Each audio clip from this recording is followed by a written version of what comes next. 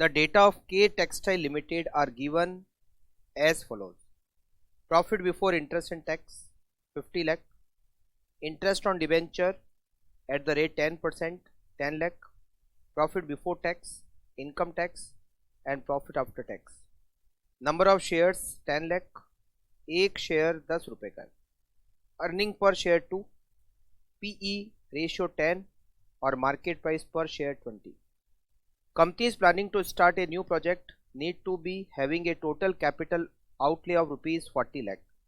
You are informed that a debt equity ratio, debt divided by debt plus equity higher than 36%, push the PE ratio, push the KE cost of equity up to 12.5%, means PE ratio reducing the PE ratio to 8.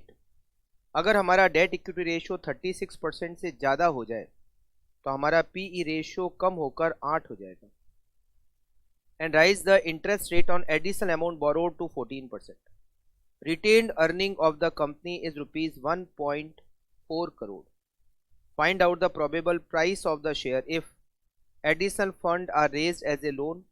The amount is raised by issuing equity share. देखिए यहाँ पर अभी हमारा जो present EBIT है, present EBIT it is 50 lakh rupees. अभी हमारा present EBIT 50 lakh है. हमारी प्रेजेंट कैपिटल में इक्विटी शेयर 10 लाख शेयर, एक शेयर 10 रुपए का, 1 करोड़ के equity share, reserve and surplus 1 crore 40 lakh के, और अभी हमारी कैपिटल में डिबेंचर भी है. हम इंटरेस्ट देते हैं 10 lakh which is 10%, 10 lakh divided by 10%, 1 crore के हमारी कैपिटल में अभी डिबेंचर भी है. अभी हमारी जो टोटल कैपिटल है वो है 3 crore 40 lakh. Total capital after expansion अभी 3 करोड़ 40 लाख हमारी टोटल कैपिटल है, और हम 40 लाख और अरेंज करेंगे. 40 लाख अगर और अरेंज करते हैं तो हमारी कैपिटल हो जाती है 3 करोड़ 80 लाख रुपीज. तो हमारा EBIT after expansion at present हमारा EBIT 50 लाख है. 3 करोड़ 40 लाख की कैपिटल पर, तो 3 करोड़ 80 लाख की कैपिटल पर हमारा EBIT प्रोपोर्शनेटली इंक्रीज हो जाएगा. 50 lakh divided by 3 crore 40 lakh multiply by 3 crore 80 lakh, it is 55 lakh 88,235. Working note number second. Debt equity ratio, debt equity ratio जिसका यहाँ फॉर्मूला दे रखा है. डेट इक्विटी रेशियो का फॉर्मूला इस क्वेश्चन में दिया हुआ है. डेप्ट divided by dept plus equity. डेप्ट में डिबेंचर आते हैं और लोन आता है. इक्विटी में इक्विटी शेयर, प्रेफरेंस शेयर और रिजर्व एंड सरप्लस तीनों ही आते हैं. अगर मैं प्लान फर्स्ट यूज करता हूं, एट प्रेजेंट मेरा डेप्ट है 1 करोड़ का, 1 करोड़ की डिबेंचर है तो 1 करोड़ का डेप्ट है. और मैं अगर फर्स्ट ऑप्शन में मैं 40 लाख रुपीज लोन से अरेंज कर रहा हूं तो मेरा डेप्ट इंक्रीज होकर 1 करोड़ 40 लाख हो जाएगा डिवाइडेड बाय 1 करोड़ 40 लाख. मगर मेरी इक्विटी एट प्रेजेंट, मेरी इक्विटी 2 करोड़ 40 लाख है. फर्स्ट ऑप्शन को यूज करता हूं तो मैं एडिशनल कैपिटल लोन से अरेंज कर रहा हूं, इसीलिए मेरी इक्विटी चेंज नहीं होगी. तो 1 crore 40 lakh divided by 3 crore 80 lakh multiply by 100, मेरा डेट इक्विटी रेशियो 36.84% हो जाता है, विच इज़ मोर देन 36%। तो प्लान फर्स्ट में मेरा जो पीई रेशियो है वो डिक्रीज होकर 8 हो जाएगा। प्लान सेकंड में मैं 40 लाख इक्विटी शेयर से अरेंज कर रहा हूँ, तो मेरा डेप्ट जितना पहले था उतना ही अब रहेगा 1 करोड़। डेप्ट सेम रहेगा 1 करोड़, मगर मेरी इक्विटी 2 करोड़ 40 लाख से इंक्रीज होकर 2 करोड़ 80 लाख हो जाएगी, क्योंकि शेयर कैपिटल से इशू करेंगे तो शेयर बढ़ेंगे। 1 crore divided by 3.8 crore, 3 crore 80 lakh multiply by 100, मेरा डेट इक्विटी रेशियो 26.316% होगा, जो कि 36% से कम है। तो इस केस में मेरा पीई रेशियो उतना ही रहेगा जितना एट प्रेजेंट है। एट प्रेजेंट मेरा पीई रेशियो 10 का है, तो पी रेशियो बाद में भी 10 का ही रहेगा। Working note number 3, alternative plan. मुझे टोटल 40 लाख अरेंज करने हैं और इसके लिए मेरे पास में 2 प्लान है।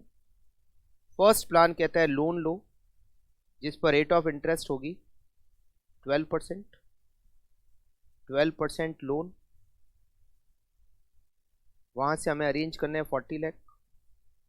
और सेकंड कहता है इक्विटी शेयर इशू करेंगे, 40 लाख के इक्विटी शेयर इशू करेंगे।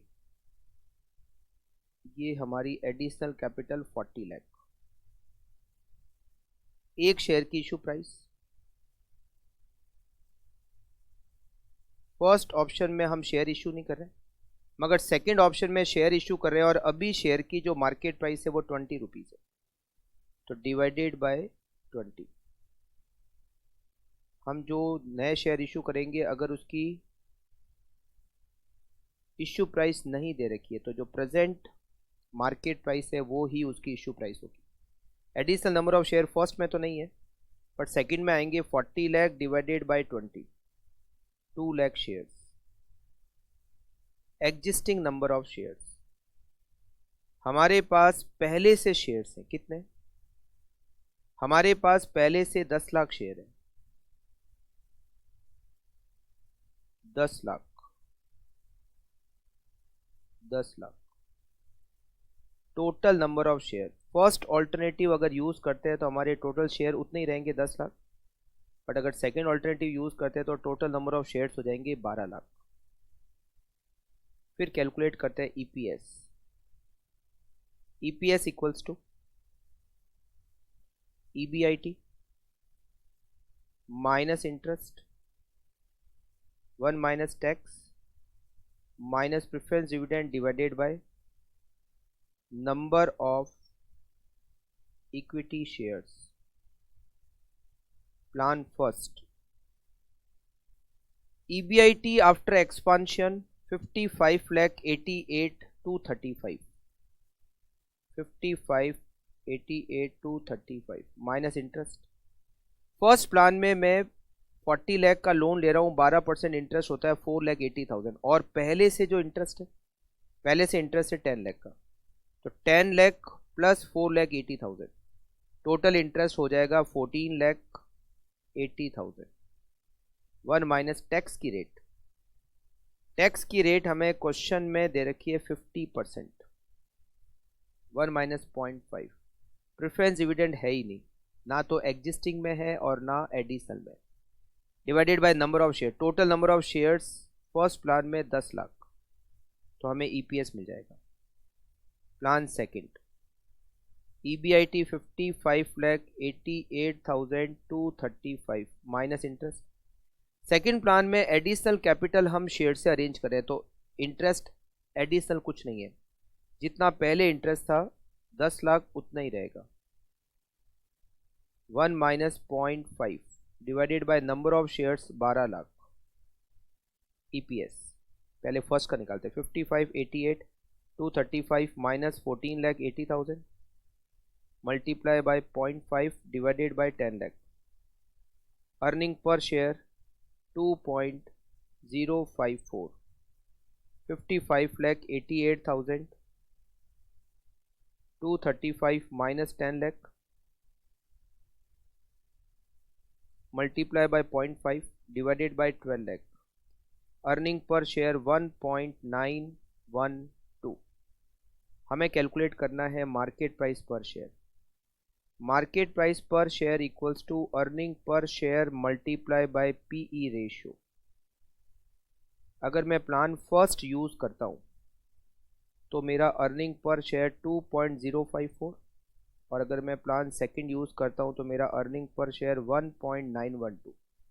पीई रेशियो, प्लान फर्स्ट में पीई रेशियो होगा 8, जो हमने वर्किंग नोट में कैलकुलेट किया था, 8, और सेकंड में 10, 8 और 10। तो एक शेयर की market price 2.054 multiply by 8, it is 16.432, और ये होगा 19.12। मार्केट प्राइस प्लान सेकंड में जा रहा है, plan second should be accepted.